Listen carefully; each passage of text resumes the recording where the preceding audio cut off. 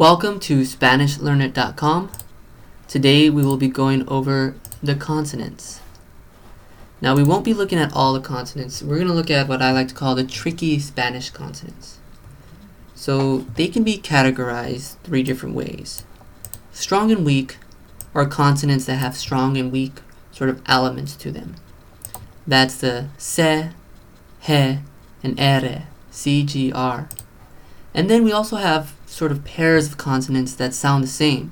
Be, uve, B and V, eye, ye, the double L and the Y, esse, zeta, S and Z. And then we also have consonants that I think are just unique, especially to English speakers. We have the H, H, right? J, J, Ñ, and the R. So let's get into the strong and weak consonants. So C is a strong and weak consonant. It is strong when it's followed by an A, an O, or an U. A, O, U. And it makes the K sound. Carne, meat. Comida, food. Cual, which. It's weak when there's an E or an I, and it makes the S sound. Cebolla, onion. Cinco, 5. C is very comparable to sight in English, right? Sight and sight. It makes the same sound. So there are some comparisons between English and Spanish. G. G is strong when there is an A, O, and a U, just like in C. And it makes the G sound. G. Ganar. Gobierno. Guantes. Win. Government. Gloves. And it's weak when there's an E or an I, just like the C. And it makes the English H sound. Gerente. Girar. Gerente is a manager. Girar means to turn. Now R is a little bit different. It's strong when it's the first letter of a word, and it makes sort of this rolled R sound, almost as if there's a double R. Resumen. Resumen means summary. And when it's not the first letter, it makes sort of this double D sound, as in the English word ladder. Tarea, tarea, tarea.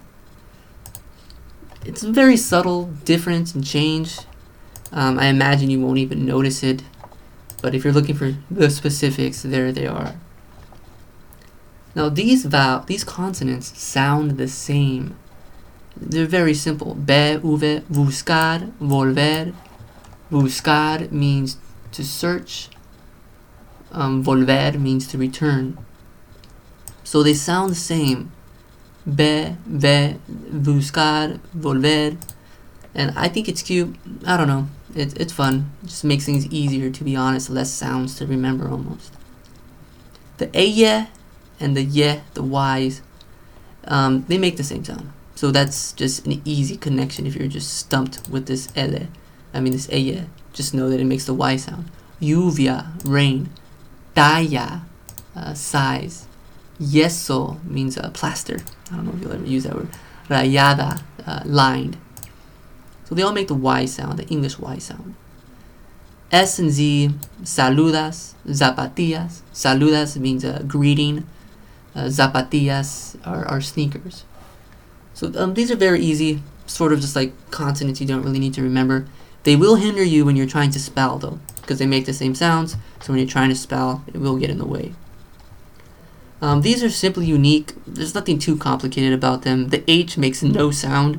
It's just there. I imagine in some dialects it does make a sound, but maybe, who knows.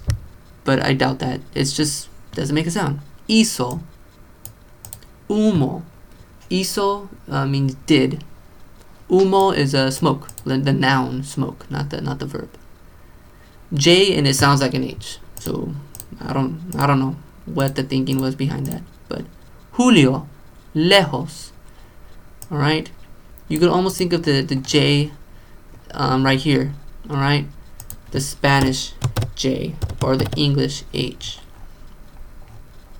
Julio, lejos. And then we have the ñ. An easy way to remember the ñ is it makes this sound right here, the English word canyon. Ñ, ñ, ñ. Muñeca, which is doll. And enseñar, which means to teach. And then the double R's. I'm horrible with double R's. You really have to roll your R's because they can mean different things. Caro, for instance, means expensive. Caro. Carro means car. So if you don't watch your R's in some words, you might just say the completely different thing. So be careful with your R's. Caro, carro. Tarro, tarro, tarro. It's a jar. Barrio, barrio, barrio. This means neighborhood. Alright. Thank you, and those are the tricky Spanish consonants.